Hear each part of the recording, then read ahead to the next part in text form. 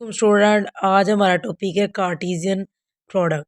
तो बेटा Cartesian product को अंडरस्टैंड जब हम लोग कर लेंगे तो हम लोग फंक्शंस को समझ सकेंगे, फंक्शन क्या है, बाइनरी रिलेशन क्या है। तो बेटा कार्टेशियन प्रोडक्ट क्या होता है, इसके अंदर आपने दो सेट्स लेने हैं, दो सेट्स को मल्टीप्लाई करना है।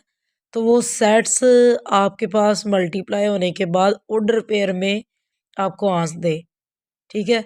इस तरह की मल्टीप्लिकेशन को कहते हैं सेट्स के अंदर कार्टेशियन प्रोडक्ट, ठीक है। तो बच्चे करते किस तरह है कि पहले सेट के एलिमेंट को लेना है आपने, उसे अगले सेट के हर एलिमेंट के साथ मल्टीप्लाई करवाना है। ए को मल्टीप्लाई करवाया 1 से, ए को 2 से, ए को 3 से, फिर इसी तरह ये ऑर्डर्स पेयर बन देंगे, ठीक है। फिर बी को लिया, फिर 1 बी को 2 से, बी को 3 से, सी को लिया 1 से, 2 से और 3 से। तो बच्चे ये हमारे पास क्या आ गए, कार्टेशियन प्रोडक्ट आ गया। तो कार्टेशियन प्रोडक्ट किस तरह के होते हैं बेटा, ये ऑर्डर पेयर में होते हैं। ये टू नॉन एम्प्टी सेट्स होते हैं denoted by A cross B which consist in order pair, ठीक है। ऑर्डर पेयर में ये कंसिस्ट करते हैं।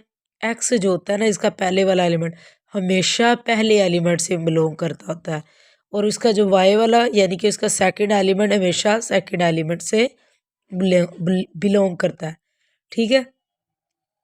इसी तरह बच्चे अब देखें ज़रा कि जब कार्टेशियन प्रोडक्ट लेते हैं तो उसके बाद हमें उसके अंदर कितने एलिमेंट्स आते हैं, तो उसे किस तरह देखा जाता है, how many order pairs in Cartesian product. तो बेटा हम लोग क्या करेंगे, elements of first set multiply elements of second set. पहले सेट के एलिमेंट को हमने सेकंड सेट के एलिमेंट से मल्टीप्लाई किया तो आंसर क्या आ गया, उसमें भी 3 एलिमेंट्स हैं और इसमें भी 3 है, 3 3 ज़ा 9। तो 9 एलिमेंट्स जो होंगे कार्टेशियन प्रोडक्ट में होंगे। तो कार्टेशियन प्रोडक्ट में जो एलिमेंट्स होते हैं वो किस फॉर्म में होते हैं, ऑर्डर पेयर में, ठीक है। अच्छा बच्चे इसके बाद हमारा जो टॉपिक है बाइनरी रिलेशन। बाइनरी रिलेशन क्या होता है, बाइनरी रिलेशन ये होता है कि सब सेट होता है आपके पास किसका, ए क्रॉस बी का, यानी कि कार्टेशियन प्रोडक्ट का ये क्या होता है, सब सेट होता है। उसके बाद दूसरा क्या होता है, डोमेन ऑफ रिलेशन।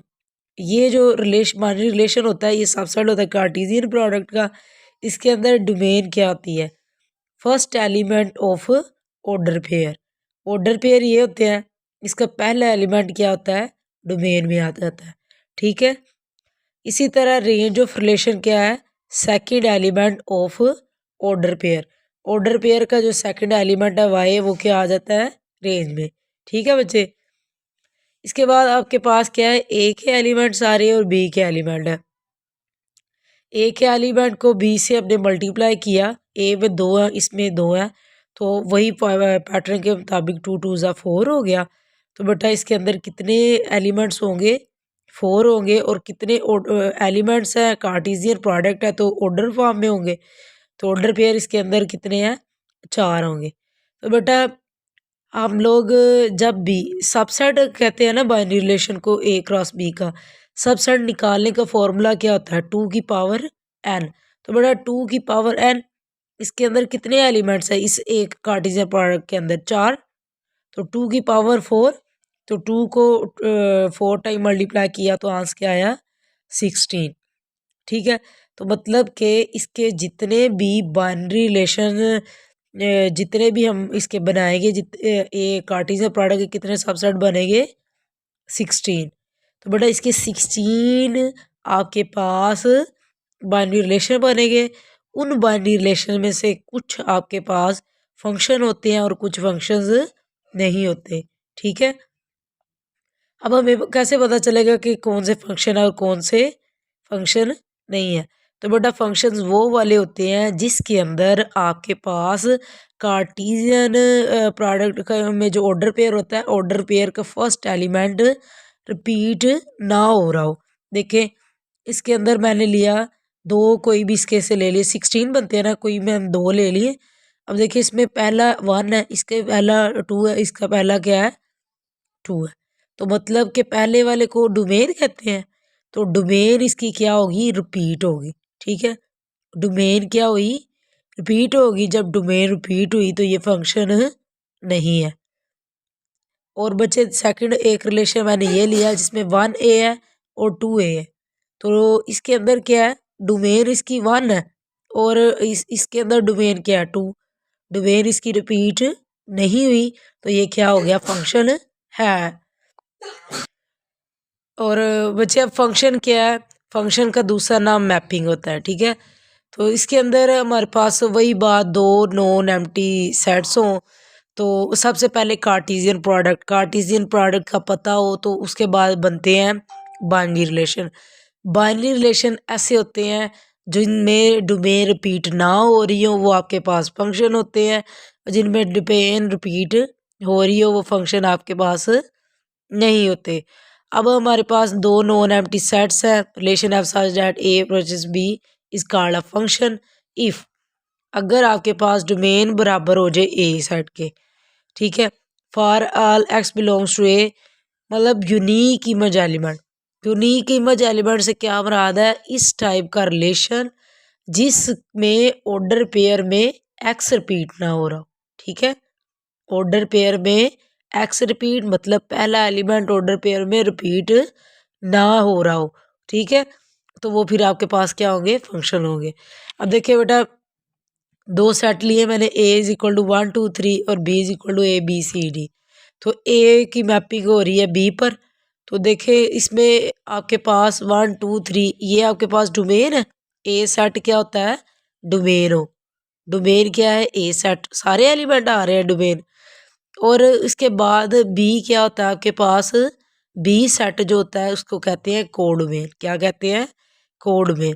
ठीक है, अब कोडोमेन के अंदर जो मैप कर रहे होते हैं उसको हम रेंज कहते हैं। ठीक है, अब कोडोमेन के अंदर जो मैप हो रहे हैं वो हमारे पास क्या है, रेंज में आ जाते हैं। अब 1 मैप कर रहा है ए पे, 2 मैप कर रहा है बी पे, 3 मैप कर रहा है बी पे। अब देखिए पहले वाले को डोमेन कहते हैं, हमने इसे रिलेशन में लिखा तो 1a 2b 3b, तो आपके पास डोमेन क्या हुई, रिपीट नहीं हुई, तो ये क्या आपके पास फंक्शन है। उसके बाद दूसरा देखें, इसके अंदर फिर हमने की है मैपिंग, तो इसके बाइनरी रिलेशन हमने जो बनाया है इसका, तो 1a 2b पे मैप कर रहा है, 3c पे मैप कर रहा है, तो ये भी आपके पास क्या हुआ, फंक्शन होगा। ठीक है, फंक्शन के लिए ये भी होता है कि आपके पास यहाँ पर कोई ऐसा एलिमेंट ए सेट में ना हो कि जो कि उसके साथ मैपिंग ना कर रहा हो। ठीक है, बी सेट के साथ मैपिंग ना कर रहा हो, ऐसा कोई भी एलिमेंट नहीं होना चाहिए, लेकिन बी में हो सकता है। ठीक है, इसके बाद ए और बी का क्या है, ए के अंदर 1 2 3 है और बी के अंदर ए बी सी डी है, तो 1 बी पर मैप कर रहा है, 2 ए पर कर रहा है, 3 डी पर कर रहा है और सी वैसे ही रह गया। तो इस जो ए बी सी डी है ये आपके पास क्या हुए, ये आपके पास कोड वेर हुई, लेकिन रेंज इसकी क्या है, ए बी डी, जो मैप कर रहे हैं वो उसकी रेंज होती है। ठीक है, इनटू फंक्शन, इसकी मजीद टाइप्स है, into functions, into and one one functions को हम इंजेक्टिव कहते हैं, ऑन टू क्या है, ऑन टू को सब्जेक्टिव कहते हैं, bijective, onto and one one. तो इन सब को डिस्कस करने के लिए मेन जो है वन वन का पता होना चाहिए। जब हमें वन वन का पता होगा हम लोग इनको भी इजीली डिस्कस कर सकते हैं।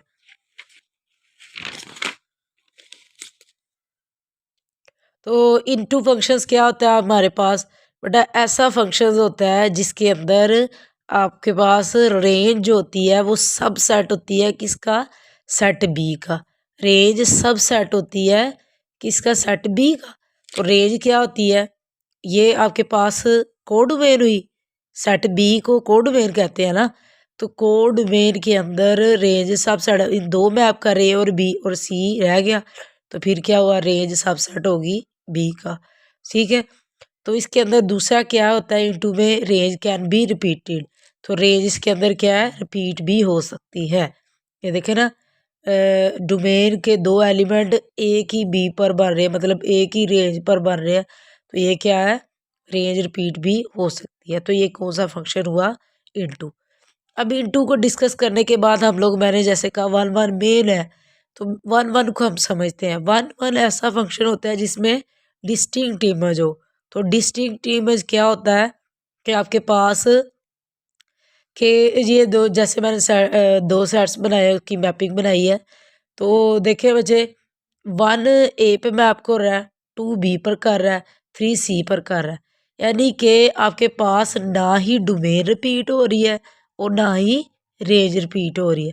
जब आपके पास डोमेन रिपीट हो जाए या रेंज रिपीट हो जाए तो वो फिर आपके पास 1 1 फंक्शन नहीं होगा। ठीक है, तो इसीलिए यहाँ कहा जाता है कि 1 1 में क्या होता है, डिस्टिंक्ट इमेज होता है। ठीक है, एक के लिए एक होना। ठीक है, अब हमारे पास 1 1 फंक्शन में अगर आपके पास बेटा जो आपके पास कोड मेन होती है ना, कोड मेन रेंज आपकी सबसेट बन जाए कोड मेन का, तो वो फिर आपके पास आ जाता है इंजेक्टिव। ठीक है, 1 1 का क्या रिलेशन है इनटू के साथ, इंजेक्टिव क्या होता है, इनटू एंड 1 1। ठीक है, इनटू में हमने क्या पढ़ा कि रेंज सबसेट होती है बी का। ठीक है, कोड डोमेन का सबसेट होती है। और 1 1 में हमने पढ़ा डिस्टिंक्ट इमेज होता है। ठीक है, तो अब इन दोनों को अगर मिलाकर देखें तो ये देखें, अगर आपके पास ऐसा 1 1 फंक्शन जिसके अंदर कोई एलिमेंट बच जाता है और साथ में डिस्टिंक्ट इमेज भी हो रहा है, तो वो आपके पास क्या होगा, इंजेक्टिव। ठीक है, उसके बाद ऑन टू फंक्शंस क्या आते हैं कि ऐसे फंक्शन जिसमें रेंज बराबर आ जाए बी के और range can be repeated, range इसमें रिपीट भी हो सकती है। ठीक है, अब आपके पास ऑन टू फंक्शन में क्या है कि एक सेट है ए और बी है, इसमें मैपिंग हो रही है। तो मैपिंग होने के बाद आपके पास ये देखिए रेंज में के सारे एलिमेंट और कोड में के सारे मतलब मैपिंग कर रहे हैं ना, कोई भी ऐसा एलिमेंट नहीं है ना सेट। जैसे कि हमने डिस्कस किया कि ऑन टू फंक्शन के अंदर रेंज बराबर होती है बी के, मतलब रेंज बराबर होती है कोड मेर के, और रेंज जो होती है वो रिपीट भी हो सकती है। ठीक है, तो आपके पास ये एक मैंने लिया हुआ है फंक्शन जो कि मैप कर रहा है। तो इसके अंदर आपके पास जो कोड मेन है, कोड मेन आपकी रेंज के बराबर है, इसमें कोई भी एलिमेंट ऐसा नहीं है जो कि एक्स्ट्रा पड़ा हुआ है। ठीक है, तो अब आपके पास बाइजेक्टिव फंक्शन क्या होते हैं कि आप ऑन टू फंक्शन और 1 1 फंक्शन। ठीक है, ऑन टू फंक्शन क्या होता है कि जिसमें रेंज बराबर हो बी के और 1 1 क्या है, डिस्टिंक्ट इमेज हो।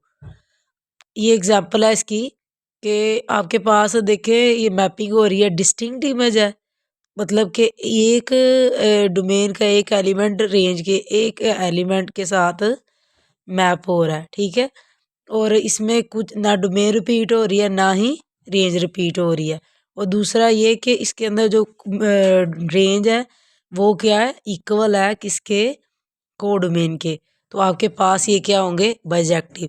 यानी कि हमें सबसे पहले 1 1 फंक्शन को मेन डिस्कस करना चाहिए। अगर हमें 1 1 फंक्शन का पता होगा तो हम लोग इनटू फंक्शन को, बाइजेक्टिव को, इंजेक्टिव को, सबको हम लोग डिस्कस कर सकते हैं।